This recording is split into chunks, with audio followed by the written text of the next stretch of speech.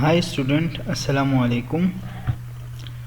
आज का जो लेक्चर है वो fifth semester medical lab technology वालों का है और आज हमने पढ़ना है हीमोस्टेसिस। हीमोस्टेसिस का हम लोग क्लास में जो है फ़िज़िकल क्लास में थोड़ा बहुत ओवरव्यू मैं आप लोगों को दे चुका हूँ और अब हमने पढ़ना है हीमोस्टेसिस। लेकिन हमारा जो फोकस होगा वो हीमोस्टेसिस में प्राइमरी हीमोस्टेसिस पर होगा और फिर प्राइमरी हीमोस्टेसिस में role of vascular system mean के वेसल्स पर होगा। हीमोस्टेसिस जो होता है, असल में हीमोस्टेसिस क्या है कि maintain blood as a fluid and prevent excessive blood loss upon injury, कि जो ब्लड है वो एज अ फ्लूइड ही रहे वेसल्स में, क्लॉट ना होने पाए और जो इसका फंक्शन है सर्कुलेट होना, वो सर्कुलेट होना जारी रहे। और दूसरा हीमोस्टेसिस मकसद ये है कि अगर वेसल्स को कहीं पर इंजरी हो जाती है तो वो इंजरी क्या हो, जल्द अज जल्द वो जो रैप्चर हो, वो जो जहाँ पर होल बन गया हो, वो क्या हो जाए, वो वूंड वो बंद हो जाए, कि वहाँ से ब्लड का लॉस जो है वो ज़्यादा ना हो। असल में हीमोस्टेसिस है क्या? हीमोस्टेसिस का मतलब है कि नॉर्मल फ्लो ऑफ ब्लड, कि ब्लड का फ्लो जो है वो नॉर्मल रहे। और इसमें सबसे मेन रोल किसका है?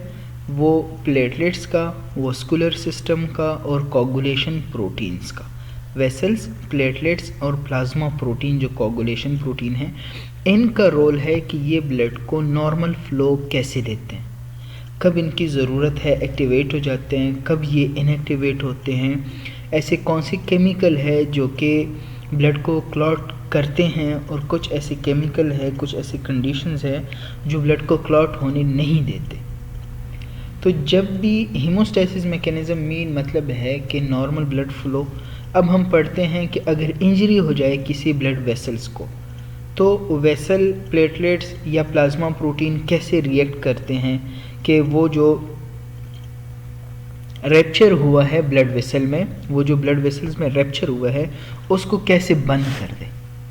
तो उसके लिए बनाना होगा ब्लड प्लग, जिसको ब्लड क्लॉट भी बोलते हैं, थ्रोम्बस भी बोलते हैं और हीमोस्टैटिक प्लग भी बोलते हैं। हीमोस्टैटिक मैकेनिज़्म जो है ये दो टाइप्स के हैं, प्राइमरी हीमोस्टेसिस और सेकेंडरी हीमोस्टेसिस। प्राइमरी हीमोस्टेसिस जो है इनमें काम किसका है? प्लेटलेट्स का और वस्कुलर सिस्टम का, प्लेटलेट्स का और वस्कुलर सिस्टम का। जबकि सेकेंडरी हीमोस्टेसिस में प्लाज्मा कोगुलेशन प्रोटीन जो है वो इन्वॉल्व होते हैं। जब हीमोस्टेसिस का मतलब है कि ब्लड को एज अ फ्लूइड बरकरार रखना, तो इसके लिए क्या ज़रूरी होगा कि ब्लड को एज अ फ्लूइड ही बरकरार रख सके? पहली चीज़ जो है वो इंटैक्ट वस्कुलर सिस्टम होना चाहिए।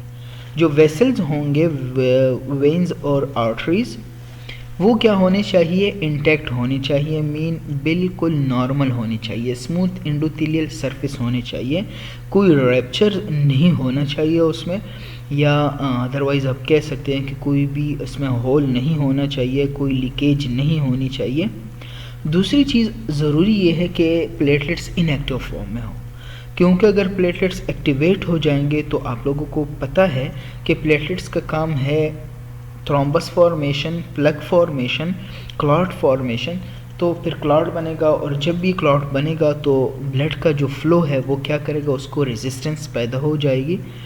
तीसरी चीज़ है इनएक्टिव प्लाज्मा कोगुलेटिव प्रोटीन, कि जो प्लाज्मा का कोगुलेटिव प्रोटीन है वो कैसा रहे? इनएक्टिव फॉर्म में रहे। क्योंकि अगर वस्कुलर सिस्टम स्मूथ ना हो, इसमें डैमेज आ जाए, या प्लेटलेट्स एक्टिवेट हो जाए, या कोगुलेटिव प्रोटीन जो है वो एक्टिवेट हो जाए, तो इन तीनों सिस्टम्स में, इन तीनों केसेस में क्या होगा? क्लॉट फॉर्मेशन होगा। और अगर बिल्कुल नॉर्मल मैकेनिज्म में क्लॉट की फॉर्मेशन होगी तो this mean it is a resistance towards the blood flow, और ये अच्छी बात नहीं, ये एक किस्म का डिफेक्ट्स है, डिसऑर्डर है।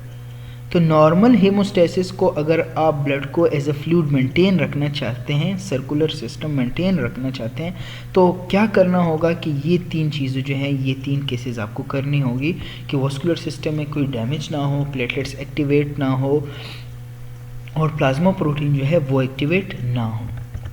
और अगर आप चाहते हैं कि ब्लड कोगुलेशन हो, कहीं पर इंजरी हो जाती है और इंजरी हो जाने के बाद वो इंजर्ड, वो वूंड वाला जो पार्ट है उसको आप लोगों ने क्या करना है, बंद कर देना है। तो आप लोगों ने क्या करना है कि प्लाज्मा को एक जेल की फॉर्म में ट्रांसफ़र करना है। इसका मतलब ये है कि जो सॉल्युबल फाइब्रिनोजेन प्लाज्मा प्रोटीन है उसको अपने इनसॉल्युबल फॉर्म में क्या करना है, कन्वर्ट करना है, ट्रांसफॉर्म करना है, जिस जो लुक देगा एक जेल की तरह। तो अगर आपको ब्लड की कोगुलेशन चाहिए तो आपने सॉल्युबल फाइब्रिनोजेन जो है वो इनसॉल्युबल फाइब्रिन में कन्वर्ट करना है। और अगर आपको ब्लड कोगुलेशन नहीं चाहिए, अगर आपको ब्लड कोगुलेशन नहीं चाहिए तो इंटैक्ट वस्कुलर सिस्टम आपको चाहिए, इनएक्टिवेट प्लेटलेट्स और inactivate plasma coagulative protein. Primary haemostasis का मतलब क्या है कि this is the interaction of platelets with the injured blood vessels. Primary haemostasis जो है ये जब प्लेटलेट्स कोई इंजर्ड ब्लड वेसल्स के साथ इन कांटेक्ट आता है तो प्राइमरी हेमोस्टेसिस मैकेनिज्म स्टार्ट हो जाता है। और प्राइमरी हेमोस्टेटिक प्लग जो होगा वो फ्रिजाइल होगा, इजीली डिसलॉज होगा। मीन वो प्लग जो है वो इतना स्ट्रांग नहीं होगा कि वो प्रेशर ऑफ ब्लड को काफ़ी देर तक मेंटेन रख सके। तो ये क्या है कि ये टेम्पररी प्लग है, जो ब्लड फ्लो अभी शुरू हो गई है, ब्लड लीकेज, उसको सिर्फ ब्लॉक करने के लिए है। ये परमानेंट आपको प्लग वो नहीं दे सकता सेफ्टी। तो ये प्राइमरी हेमोस्टेटिक प्लग जो होगा, जो कि प्लेटलेट्स और इंजर्ड ब्लड वेसल्स की इंटरेक्शन की वजह से बनेगा, ये क्या होगा, फ्रिजाइल और इजीली डिसलॉज। आप सिंपली कह सकते हैं कि ये टेम्पररी है, इसको आपने परमानेंट कराना होगा। ये आप देख सकते हैं एक ब्लड वेसल्स हैं, वेन्स कहें, आर्टरीज, जो भी आप कहें से सही है। तो इसमें है क्या, अगर आप देखें तो ये एंडोथेलियल सेल्स हैं वेसल्स के, ये आरबीसीज, ये न्यूट्रोफिल, प्लेटलेट्स। अगर आप इस जगह को देखें तो एंडोथेलियल जो कंटिन्यूअस फॉर्म वो है वो ख़त्म हो गया। यहाँ पर आप देखिए इंजरी आ गई है, ये कंटिन्यूएशन जो था एपिथेलियल सेल का ये ख़त्म हो गया है, यहाँ पर डैमेज हुआ है। और डैमेज होने के बाद क्या हो गया है कि यहाँ पर अब लीकेज हो रहा है ब्लड कंटेंट्स का to the extra vascular space. तो अब प्राइमरी हेमोस्टेसिस है कि सेकेंडरी हेमोस्टेसिस है, जो भी है, इसका काम क्या है कि इसको बंद करना, इसको बंद करना, और वापस जैसे ये पहले था, जैसे ये है नॉर्मल, ऐसे ही इसको वापस बनाना है। क्लियर है? तो आप देख सकते हैं यहाँ पर, ये देखें एक फ्रिजाइल प्लग जो है, एक टेम्पररी प्लग बना हुआ है, जिसने टेम्पररी तौर पर जो ब्लड लीकेज है, टिश्यू में जो ब्लड ऊज हो रहा था, उसको बंद कर दिया है फ़िलहाल के लिए। क्लियर? तो ये आप देख सकते हैं वस्कुलर इंजरी हुआ है यहाँ पर, और ये प्राइमरी प्लग बना हुआ है। अब हमने जैसे आप लोगों ने पढ़ा ये कि अगर प्राइमरी हेमोस्टेसिस जो है इसमें किस किस का रोल है, प्लेटलेट्स का रोल है और वस्कुलर सिस्टम का रोल है। जो आज का हमारा टॉपिक है उसमें हमने सिर्फ वेस्कुलर सिस्टम ही पढ़ना है कि वेस्कुलर सिस्टम कैसे प्राइमरी हेमोस्टेसिस मैकेनिज्म को स्टार्ट कराता है। प्लेटलेट्स का हम इंशाल्लाह नेक्स्ट लेक्चर में पढ़ेंगे। रोल ऑफ वेस्कुलर सिस्टम है, तो वेस्कुलर सिस्टम में हमारे पास 3 किस्म के वेसल्स होते हैं, आर्टरीज, वेन्स और कैपिलरीज। वेन्स जो होते हैं ये ब्लड लेकर आते हैं टुवर्ड्स द हार्ट, आर्टरीज जो होते हैं वो हार्ट से ब्लड लेकर जाते हैं towards the periphery, towards the other organs. Haemostasis असल में होता कहाँ है, वो वेन्यूल्स और आर्टरियोल्स में होता है। तकरीबन इनका 20 माइक्रोमीटर जो है वो डायमीटर है, थिकनेस है इनका वेन्यूल्स और आर्टरियोल्स का। बेसमेंट मेम्ब्रेन इनमें पाया जाता है। तो ये क्या है, साइट ऑफ हीमोस्टेसिस है। हेमोस्टेसिस अगर होता है, प्लग वगैरह बनता है, तो वो इन वेन्यूल्स और आर्टरियोल्स में ही बनता है। बाकी जितनी भी वेसल्स हैं सब में बनता है, कैपिलरीज में बनता है, आर्टा हो गई, आर्टरियोल्स हो गए, और इसके अलावा आर्टरीज हो गए, वेन्स हो गए, तो इन सब में होता है। लेकिन ये वेन्यूल्स और आर्टरियोल्स जो हैं ये क्या है, मेजर साइट्स है ऑफ हेमोस्टेसिस। वस्कुलर सिस्टम का काम क्या है कि carrying nutrient to all body cells. Vascular system का काम है कि न्यूट्रिएंट जो है वो जितनी भी बॉडी सेल है वहाँ पर ट्रांसफॉर्म करना है। तो इसके लिए क्या ज़रूरी होनी चाहिए, सबसे पहले तो अनइंटरप्टेड ब्लड फ्लो, कि ब्लड फ्लो हमेशा मेंटेन रहे, नॉर्मल रहे। अगर ब्लड फ्लो कहीं पर कम हो जाती है या रुक जाती है या वहाँ पर वो क्लॉट बन जाता है तो ब्लड क्या करेगा, वो फ्लो नहीं करेगा। और अगर ब्लड फ्लो नहीं करेगा तो न्यूट्रिएंट्स अपनी अपनी जगह नहीं पहुँचेंगे, जिसकी वजह से सेल की डेथ होगी। दूसरी बात यह है कि सर्किट नॉन लीकेज होना चाहिए, कि अगर कहीं पर ये वेस्कुलर सिस्टम जो है लीक है, तो अगर लीक है तो सिंपली सी कॉमन सी बात है कि ब्लड जो है जो कि वेसल्स में मूव कर रहा है वो वेसल से अभी आउट आएगा, बाहर की तरफ ऊज होगा, बाहर की तरफ मूव करेगा तो लीकेज होगा और ब्लड जो है वो अपनी जगह से वेस्कुलर सिस्टम की जगह से बाहर टिश्यू में आ जाएगा। तो ये दो चीज़ें जो है, एक सर्किट जो है वो नॉन लीकेज होना चाहिए, नॉन लीक्ड होना चाहिए, और ब्लड फ्लो जो है वो मेंटेन रहना चाहिए, लेमिनर ब्लड फ्लो रहनी चाहिए, अनइंटरप्टेड ब्लड फ्लो चाहिए, कोई भी इंटरप्शन ना हो ब्लड फ्लो में। तो इसके लिए ज़रूरी है कि वेस्कुलर सिस्टम क्या हो, हीमोस्टैटिक कंडीशन में हो। ये लेयर्स है वेसल्स के, आर्टरीज और वेन्स के 3 लेयर होते हैं। एक को बोलते हैं जो इनर मोस्ट होता है ट्यूनिका इंटिमा, जहाँ पर आपको एंडोथेलियल सेल नज़र आ रहे हैं, दीज ये जो हैं ट्यूनिका इंटिमा है, सही है। ट्यूनिका मीडिया है, मीडिया में स्मूथ मसल्स होते हैं जो यहाँ पर एक्सटर्नल लेमिना और जो internal lamina, internal elastic lamina होते हैं यहाँ पर प्रेजेंट होता है, बेसमेंट मेम्ब्रेन को ट्यूनिका मीडिया से वो करता है, सेपरेट करता है। तो ट्यूनिका मीडिया ये स्मूथ मसल्स होते हैं यहाँ पर प्रेजेंट होते हैं, ये ट्यूनिका मीडिया है और इसका काम क्या है, वेजो कंस्ट्रक्शन और वेजो डायलेशन में इसका काम होता है। ट्यूनिका एडवेंटिशिया है, आउटर मोस्ट लेयर है, आउटर मोस्ट कवरिंग है, और इसमें हमारे पास क्या है, फाइब्रोब्लास्ट होते हैं और कोलेजन फाइबर होते हैं। फाइब्रोब्लास्ट और कोलेजन फाइबर का मतलब क्या है कि जितनी भी ब्लड की रिपेयरिंग होगी, ब्लड वेसल्स की रिपेयरिंग, तो वो ट्यूनिका एडवेंटिशिया कराएंगे। और दूसरी बात यह है कि वेजो कंस्ट्रक्शन, वेजो डायलेशन जो है वो स्मूथ मसल्स कराएगा। इसके अलावा ट्यूनिका इंटिमा जो है ये नॉर्मल एंडोथेलियल सरफेस जो है वो मेंटेन रख रहा है, सही है। ये जो बीच में आपको नज़र आ रहा है इसको कहते हैं lumen of the blood vessels, ये ल्यूमन है, ये एंडोथेलियल सेल्स हैं। हीमोस्टैटिक मैकेनिज्म में सबसे ज़्यादा एक्शन जो होता है वो ये एंडोथेलियल सेल का होता है। ये कुछ ऐसे केमिकल रिलीज़ करते हैं कि जिसकी वजह से नॉर्मल ब्लड फ्लो जारी रहता है, कोई क्लॉटिंग नहीं होता। और जब इनकी डैमेज हो जाती है इन एंडोथेलियल सरफेस की, ये एंडोथेलियल सेल्स जो हैं इनकी डैमेज हो जाते हैं एंडोथेलियल सरफेस की, तो नीचे जो कोलेजन प्रेजेंट होता है, फाइब्रोब्लास्ट प्रेजेंट होते हैं, वॉन विलेब्रांड फैक्टर जो प्रेजेंट होते हैं, बाकी जो होते हैं थ्रोम्बोजेनिक फैक्टर्स होते हैं वो रिलीज़ हो जाते हैं जो कि यहाँ पर प्रेजेंट होते हैं और वो क्या करते हैं, यहाँ पर क्लॉट फॉर्मेशन में मदद करते हैं। अब देखते हैं कि वेसल्स और हीमोस्टेसिस का आपस में क्या कनेक्शन है। सबसे पहले जब इंजरी हो जाती है तो इंजरी के सबसे पहले वेसल्स का रिस्पांस क्या होगा कि वेजो कॉन्स्ट्रिक्शन होगा। क्या होगा? वेजो कॉन्स्ट्रिक्शन।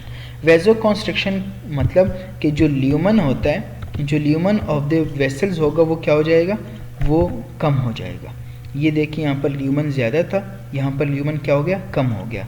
और ये कंस्ट्रक्शन और डायलेशन किसका काम होता है, यूट्यूनिका मीडिया जो होती है, सेकेंड लेयर, मिडल लेयर जिसको बोलते हैं मीडिया, स्मूथ मसल्स, उसके थ्रू होता है। इस वेजो कंस्ट्रक्शन का फ़ायदा क्या है? इस वेजो कंस्ट्रक्शन का फ़ायदा ये है कि blood flow toward the wound जो है वो कम हो जाता है, क्योंकि जितना ज़्यादा ब्लड डायलेट कंडीशन में जाता है उतना तो कॉन्स्ट्रिक्ट कंडीशन में नहीं जाता। और ब्लड फ्लो अगर वुंड की तरफ कम जा रहा है, जो लीकेज है उसकी तरफ कम जा रहा है, तो ब्लड फ्लो क्या होगा, कम होगा। सही है, ब्लड फ्लो जो ज़ाया होगा ब्लड वो कम ज़ाया होगा। दूसरी बात क्या है कि interaction of clotting material to the endothelial surface. अगर आप प्लेटलेट देखें या और जो केमिकल्स हैं, ये आप प्लेटलेट्स देख सकते हैं, या और यहाँ पर जो प्लाज्मा प्रोटीन प्रेजेंट होते हैं इनएक्टिवेट फॉर्म में, वो क्या हो जाएंगे कि वो इस सरफेस के साथ नज़दीक हो जाएंगे। क्या हो जाएंगे? जो डिस्टेंस है वो कम होके इसके साथ अटैचमेंट के लिए अभी इतनी टाइम दरकार नहीं होगा, जल्दी आपस में इंटरेक्शन कर सकते हैं। तो यहाँ पर जो है वो सारा जो फ्लो है वो कोशिश करते हैं कि सेंटर में ही रहे, और जब वेजो कंस्ट्रक्शन होगा तो जो डैमेज हुआ है, डैमेज एंडोथेलियल सरफेस, वो और जो क्लॉटिंग मटेरियल होते हैं उनका आपस में डिस्टेंस कम हो जाते हैं और इनके इंटरेक्शन के चांसेस इंक्रीज हो जाते हैं। लेकिन ये जो वेजो कंस्ट्रक्शन है ये शॉर्ट टाइम के लिए है। वेजो कंस्ट्रक्शन जो है ये शॉर्ट टाइम के लिए है। ये कुछ केमिकल है जो कि एंडोथेलियल सरफेस से तब रिलीज होते हैं जब वहाँ पर डैमेज हो, थ्रोम्बोक्सिन A2, सेरोटोनिन और एंडोथिलिन।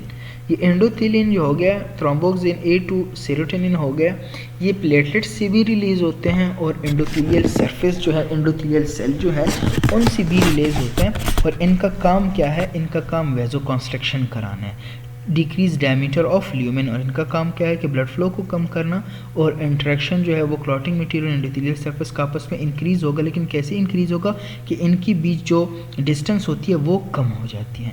लेकिन ये सारा कुछ शॉर्ट टाइम के लिए है। अब ये तो एनहेंसर थे जो कि वेजो कंस्ट्रक्शन करा रहा है। ये दो केमिकल्स हैं, नाइट्रिक ऑक्साइड और प्रोस्टासाइक्लिन, ये इनहिबिटर है, ये इनहिबिटर है। आप याद रखें कि थ्रोम्बोक्सिन, सेरोटोनिन, एंडोथिलिन कब रिलीज़ हो गए? तब रिलीज़ हो गए जबकि एंडोथेलियल सरफेस को डैमेज हुआ है, एंडोथेलियल सेल्स को डैमेज हुआ है। जब एंडोथेलियल सेल को कोई डैमेज नहीं होता, सब कुछ नॉर्मल चल रहा होता है, तो नॉर्मल जो एंडोथेलियल सरफेस होता है, नॉर्मल एंडोथेलियल सेल जो होते हैं वो नाइट्रिक ऑक्साइड और प्रोस्टासाइक्लिन रिलीज़ करते हैं, और इनको बोलते हैं एंडोथेलियम डिराइव्ड रिलैक्सिंग फैक्टर।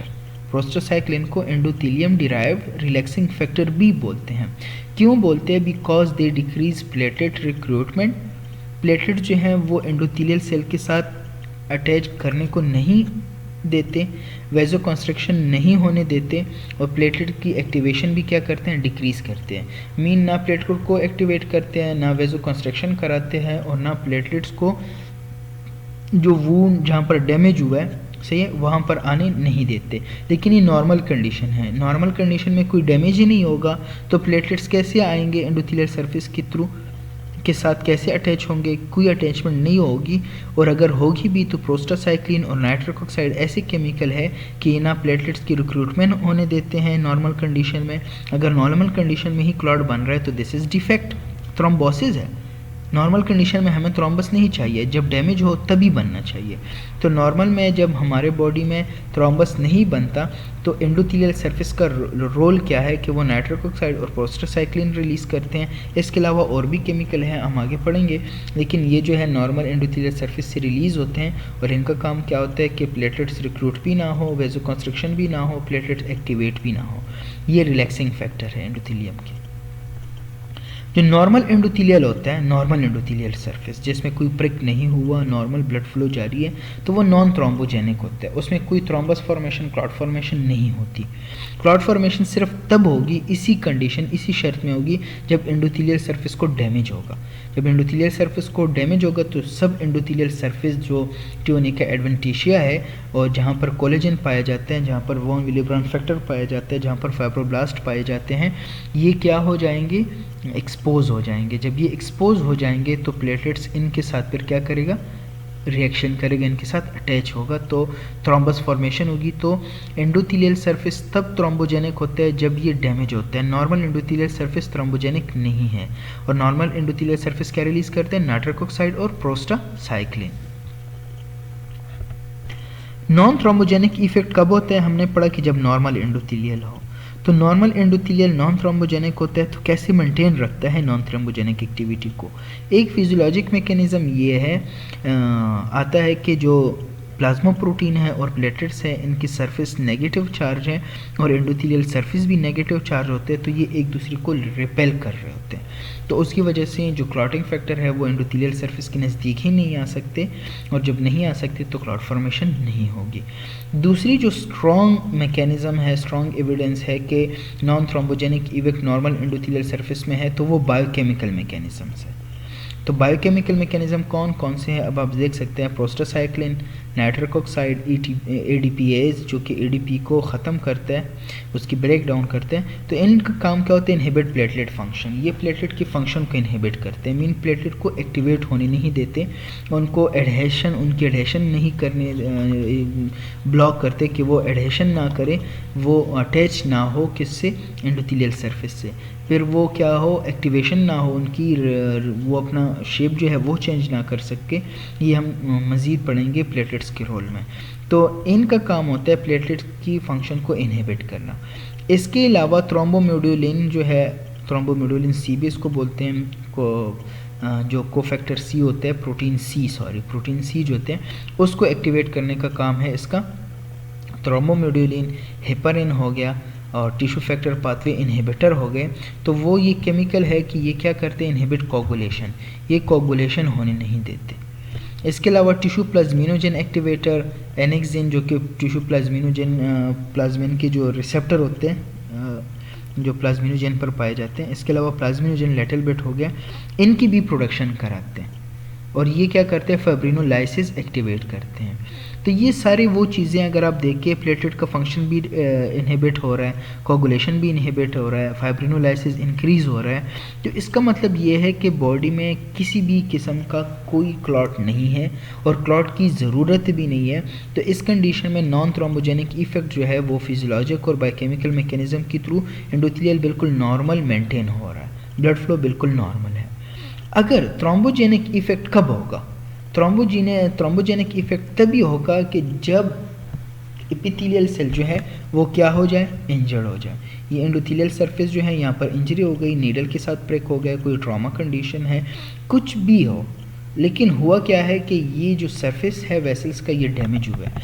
तो जब डैमेज हो गया है तो हमने क्या कहा था कि जब भी एंडोथेलियल सरफेस डैमेज होगा तो ये कौन सी एक्टिविटीज़ की शुरू हो जाएगी, थ्रोम्बोजेनिक मीन कि थ्रोम्बस की फॉर्मेशन होगी, क्लॉट की फॉर्मेशन होगी, थ्रोम्बोसिस होगी। तो कैसी होगी कि जो वेसल होते हैं, जो एंडोथेलियल सरफेस होते हैं, एंडोथेलियल सेल होते हैं, वो उनके प्रोड्यूस करते हैं वॉन विली-ब्राउन फैक्टर को, जो वहाँ पर स्टोर होता है और डैमेज के बाद वो क्या हो जाते हैं, रिलीज़ हो जाते हैं। टिश्यू फैक्टर को, प्लेटलेट एक्टिवेटिंग फैक्टर को और प्लाज्मिनोजेन एक्टिवेटर इनहिबिटर को। तो ये क्या कर रहे हैं, प्राइमरी हीमोस्टेसिस को एक्टिवेट कर रहे हैं, जैसे कि वहाँ पर प्राइमरी हीमोस्टेसिस को ब्लॉक कर रहे थे, प्लेटलेट को ब्लॉक कर रहे थे, तो यहाँ पर प्लेटलेट को एक्टिवेट कर रहे हैं। टिश्यू फैक्टर जो है ये सेकेंडरी हेमोस्टेसिस का काम है, एक्सट्रिंसिक पाथवे इसके थ्रू एक्टिवेट होती है, तो यहाँ पर ये एक्टिवेट हो रहा है। वहाँ पर कोगुलेशन इनहिबिट हो रही थी, यहाँ पर क्या हो रही है, एक्टिवेट हो रही है। ये देखिए इनहिबिशन ऑफ कोगुलेशन हो रहा था, heparin, thrombomodulin tissue factor pathway inhibitor था, तो यहाँ पर वही टिश्यू फैक्टर रिलीज हो रहा है। प्लेटलेट एक्टिवेटिंग फैक्टर है, यहाँ पर प्लेटलेट इनहिबिटिंग फैक्टर थे ये, तो ये वैसे प्राइमरी हेमोस्टेसिस के रिलेटेड है। तो ये फाइब्रिनोलाइसिस यहाँ पर इंक्रीज़ हो रहा था, यहाँ पर फाइब्रिनोलाइसिस जो है वो डिक्रीज़ हो रहा है, इनहिबिट हो रहा है। तो ये वो कंडीशन है जिसके थ्रू थ्रोम्बोजेनिक इफेक्ट स्टार्ट होगा। जब एपिथेलियल सेल इंजर्ड होंगे तो थ्रोम्बोजेनिक इफेक्ट इनका स्टार्ट होगा और ये रिलीज़ होंगे केमिकल, और इसके थ्रू क्लॉट फॉर्मेशन होगी प्राइमरी और secondary. Haemostasis occur primarily in the arterioles and venules. Hemostasis occur rarely in the capillaries because of absence of basement membrane। वहाँ पर कोई basement membrane नहीं होती, तो इसकी वजह से जो नीचे कोलेजन फाइबर्स वगैरह होंगे वो एक्टिवेट, क्योंकि जो हेमोस्टेसिस मैकेनिज़्म है वो हम जब इसका सेकंड पोर्शन पढ़ेंगे, सेकंड पार्ट, तो उसमें आपको मैं बताऊंगा कि कैसे करते हैं कि von Willebrand factor exposed collagen जो है वो प्लेटलेट के साथ अटैचमेंट करते हैं। तो इनमें तो बेसमेंट मेम्ब्रेन ही नहीं होता, जब बेसमेंट मेम्ब्रेन नहीं है तो सब एंडोथेलियम सरफेस में ऐसा कुछ नहीं होता। ऐसे नहीं कि बिल्कुल कैपिलरीज में होते नहीं है, बिल्कुल होता है, लेकिन जितना ज़्यादा आर्टरियोल्स और वेन्यूल्स में हेमोस्टैटिक मैकेनिज्म एक्टिवेट होता है इतना कैपिलरीज के लेवल पर या आउटर के लेवल पर नहीं होता।